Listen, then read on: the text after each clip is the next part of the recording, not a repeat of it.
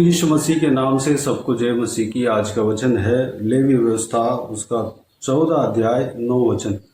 और 7वें दिन वह सिर, दाढ़ी और भौं के सब बाल मुंडाए और सब अंग मुंडन कराए और अपने वस्त्रों को धोए और जल से स्नान करे, तब वह शुद्ध ठहरेगा। मेरे प्रियो, परमेश्वर के पवित्र बाइबल में 2 भाग है, पुराना नियम और नया नियम। यानी कि प्रभु यीशु मसीह जन्म होने से पहले जो व्यवस्था लिखा हुआ है, जो संभव परमेश्वर के जनों के साथ परमेश्वर की ओर से जो हुआ है, जो भी लिखा हुआ है, वो पुराना नियम कहलाया जाता है। प्रभु यीशु मसीह जन्म होने के बाद जो भी संभव हुआ है, परमेश्वर के कार्य हुआ है, परमेश्वर के आज्ञा पाकर जो भी कार्य किया है, वो नया नियम कहलाया जाता है। पुराना नियम में कुछ व्यवस्थाएं नया नियम में तोड़ दिया गया। पुराना नियम में एक इंसान पाप करने के बाद उस इंसान को उस पाप से उनके जो किया हुआ पाप से छुड़ाने के लिए कुछ रीति रिवाज को पालन करना पड़ता था। यानी कि कुछ व्यवस्थाएं था, कुछ जानवरों को बलि करना पड़ता था, उस लहू से मिलाप वाले तंबू में जाकर प्रायश्चित करना पड़ता था। नया नियम में इस तरह जो जानवरों को बलि देना, यह सारा व्यवस्था जो है खत्म हो गया, क्योंकि नया नियम में परमेश्वर सबके लिए अपने आप को बलिदान किया, अपने पवित्र लहू को बहा दिया, इसलिए वह सारा व्यवस्थाएं बंद हो गया। मेरे प्रियो, यहाँ पर कोढ़ के विषय में, एक कोढ़ी किस तरह शुद्ध होना है, उस विषय में यहाँ पर लिखा हुआ है। एक इंसान को जो है कोढ़, यानी कि वो भी एक रोग है, वो अगर आ जाए, वह ठीक हो जाए, तो उस कोढ़ के जो रोग से छुटकारा तो पा लिया, ठीक तो हो गया, लेकिन उस अशुद्धता से शुद्ध होने के लिए, उस अशुद्धता से निकलने के लिए कुछ प्रायश्चित करना पड़ता था। यानी कि कुछ जानवरों को बलि करके उस लहू को मिलाप वाले तंबू में ले जाकर प्रायश्चित करना पड़ता था। उस कार्य को याजक, परमेश्वर के जो सेवक कहला जाते हैं, वो याजक करता था।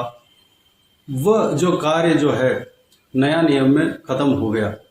कोढ़ी अगर शुद्ध हो जाता है, कोढ़ी अगर ठीक हो जाता है, तो वो सब कार्य नहीं करना पड़ता है, क्योंकि प्रभु यीशु सबके लिए, सारे कामों के लिए, सारे जो ज़्यादातर रीति रिवाज को, ज़्यादातर जो व्यवस्था है, जो पुराना नियम की व्यवस्था है, उसको खत्म कर दिया। उनके लहू जो बहाया गया, उस कार्य का कई मतलब है। इंसान को पाप से छुड़ाने के लिए परमेश्वर प्रभु यीशु लहू बहाया। दूसरा, श्राप से छुड़ाने के लिए प्रभु यीशु लहू बहाया। रोग से छुड़ाने के लिए, शुद्ध कराने के लिए, जो अशुद्ध हो गया उस चीज से छुड़ाने के लिए प्रभु यीशु लहू बहाया। कोई भी जो अशुद्ध चीज को अगर छू जाए, तो वह आत्मिक रीति से वह अशुद्ध ठहरा जाता है। उससे छुड़ाने के लिए प्रभु यीशु लहू बहाया। इस तरह की कई अर्थ है, कई मतलब है। अगर हम परमेश्वर के वचन को बार बार पढ़ते हैं, मनन करते हैं, तो हमें धीरे धीरे परमेश्वर हमें समझाएगा। मेरे प्रियो, आज भी हम कई सारे रीति रिवाज को हम पालन करने वाले अगर रहेंगे, तो मेरे प्रियो, उस सारे रीति रिवाज जो परमेश्वर के वचन में नहीं है, उस रीति रिवाज को पालन करना व्यर्थ है। उस बात को करके हमें कोई फायदा नहीं। दिन को परमेश्वर ने बनाया, समय को परमेश्वर ने बनाया, ये सारे चीज जो सृष्टि जो भी हम देख रहे हैं, सब कुछ परमेश्वर ने बनाया। उसको हम अच्छा बुरा नहीं कह सकते, क्योंकि परमेश्वर ने ही सृष्टि किया है। सारा जो कान पान, जो परमेश्वर के वचन जो अलाउ करता है, वह सब शुद्ध है। उस किसी बात को हम अशुद्ध नहीं ठहरा सकते, क्योंकि हम परमेश्वर, जिस परमेश्वर के ऊपर विश्वास रखते हैं, प्रभु यीशु मसीह, उन्होंने ही वो सब कुछ बनाया। इसलिए हमें जो पुराना नियम में जो रीति रिवाज को जो खत्म कर दिया, उदाहरण कोढ़ी के रोग जिसका अंदर है उसको छूना नहीं, उसको उसका नजदीक नहीं जाना। मेडिकली अगर देखा जाए तो हाँ, हम दूर हो रह सकते हैं, लेकिन उनसे प्रेम करना, उनके पास जाकर उनसे बात करना, अगर साइंटिफिकली अगर अलाउ करता है तो हम कर सकते हैं। मेरे प्रियो, जो परमेश्वर के वचन अलाउ नहीं करता, उस रीति रिवाज को जो फालतू में है, जो हम करने से, उस रीति रिवाज को पालन करने से हमें कोई फायदा नहीं है। पैसा खर्च करके उस काम को करने में कोई फायदा नहीं है।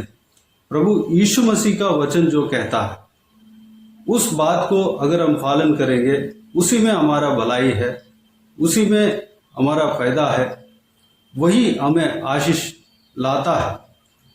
मेरे प्रियो, दुनिया में कई सारा रीति रिवाज चल रहे होंगे, उनको देखकर उस रीति रिवाज में जाके ना फंसे। परमेश्वर के वचन जो व्यवस्था दिया है, जो कानून दिया है, उस कानून को जाने, उस कानून के अनुसार चलने के लिए अपने आप को परमेश्वर के हाथों में समर्पित करें, जो कि उसी में से आपको आशीष आएगा, उसी में से आपको भलाई होगा, आपका परिवार का भलाई होगा, आपके बच्चों का भलाई होगा, सारे बातों में भलाई होगा, आपके नौकरी में भलाई होगा, आपके बिजनेस में भलाई होगा, आपके पढ़ाई में भलाई होगा। मुख्य बात है परमेश्वर का वचन को जानना है, परमेश्वर के वचन के अनुसार चलना है। प्रभु यीशु मसीह जो है, उनके लहू जो है हमारे लिए बहाया गया है, उसका पूरे हकदार जो है हम है। वह हमें सारे श्रापों से, पापों से छुड़ा लिया है। उस बात को हमें जानकर, उस बात को हम जानकर दोबारा पुराने रीति रिवाज में ना पड़े, जो इंसान करते हैं उसमें ना पड़े। प्रभु यीशु जो हमें छुटकारा दे दिया है, उस छुटकारे को विश्वास करें, प्रभु यीशु मसीह के पीछे चलें, किसी भी बात का चिंता ना करें। प्रभु यीशु मसीह हमें जीवन देने वाला है, प्रभु यीशु मसीह हमें छुटकारा देने वाला है, प्रभु यीशु मसीह हमें चंगाई दिलाने वाला है, प्रभु यीशु मसीह हमें आशीष देने वाला है, प्रभु यीशु मसीह हमारा सारा उलझन को सही करने वाला है। उन्हीं के ऊपर विश्वास रखें। प्रभु यीशु आपके जीवन को चमकाएगा, आपके जीवन में भलाई लाएगा, चंगाई लाएगा, छुटकारा लाएगा, आशीष लाएगा। मेन बात है प्रभु यीशु मसीह को देखना, प्रभु यीशु मसीह के पीछे चलना है। मेरे प्रियो, इस बहुमूल्य वचन के द्वारा जो भी हमने मनन किया, उस सारी बातों के लिए परमेश्वर को धन्यवाद दें, स्तुति करें। हम फालतू रीति रिवाज में ना पड़े। प्रभु यीशु मसीह ने जो कहा, प्रभु यीशु मसीह का जो मार्ग है, उसको अपनाने के लिए, पालन करने के लिए अपने आप को परमेश्वर के हाथों में समर्पित करें। आइए हम प्रार्थना में जाएं। स्वर्गीय पिता, दयालु परमेश्वर, आपको धन्यवाद देता हूँ आज के हिसाब के बहुमूल्य वचन के लिए। आपको धन्यवाद देता हूँ परमेश्वर, बीते हुए दिनों में हमें संभाला, बचाया, सुरक्षित रखा। आपको धन्यवाद देता हूँ आज के दिन में जो आपका वचन के द्वारा हमने जो भी मनन किया, सारे बातों के लिए आपको धन्यवाद देता हूँ परमेश्वर। आपने जो वचन दिया, सारे बातों के लिए आपको धन्यवाद देता हूँ परमेश्वर। उस वचन के द्वारा हमने जो कुछ भी जाना, हालेलुया, उस हर एक बहुमूल्य बात के लिए आपको धन्यवाद देता हूँ परमेश्वर। पिताजी, हम पुराने रीति रिवाज जो कि खत्म कर दिया गया है, उस बात पे हम दोबारा ना जाने पाए परमेश्वर। दोबारा हम परमेश्वर इस इंसानों ने जो बनाया है उस रीति रिवाज में ना जाने पाए, जो कि परमेश्वर के आपके वचन के खिलाफ है पिता। उस बात पे हम ना फंसने पाए परमेश्वर। सारा दिन जो है अच्छा दिन है, सारा समय जो है अच्छा समय है, हालेलुया।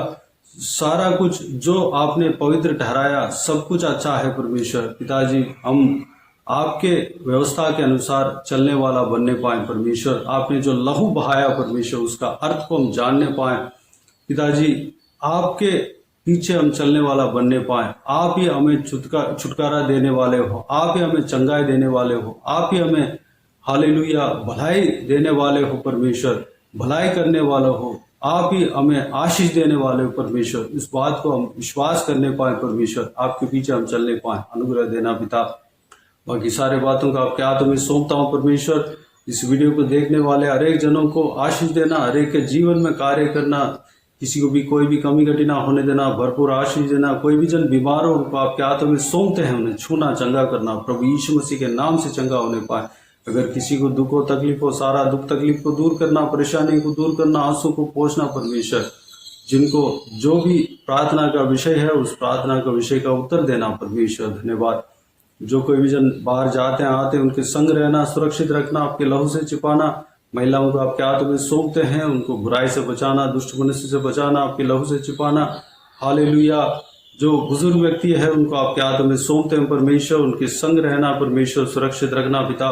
बच्चों को आपके हाथों में सौंपते हैं, उनके संग रहना, आपके हाथ एक के ऊपर हमेशा बने रहने पाए। बच्चों को सुरक्षित रखना, उनका पढ़ाई लिखाई में आशीष देना पिता। धन्यवाद। बाकी सारे बातों को आपके हाथों में सौंपते हैं। सारा आदर महिमा जलाल आपको मिलते रहे। सारा दुआ प्रार्थना को प्रभु यीशु मसीह के नाम से मांगते हैं, सुनो और ग्रहण कर। आमीन आमीन।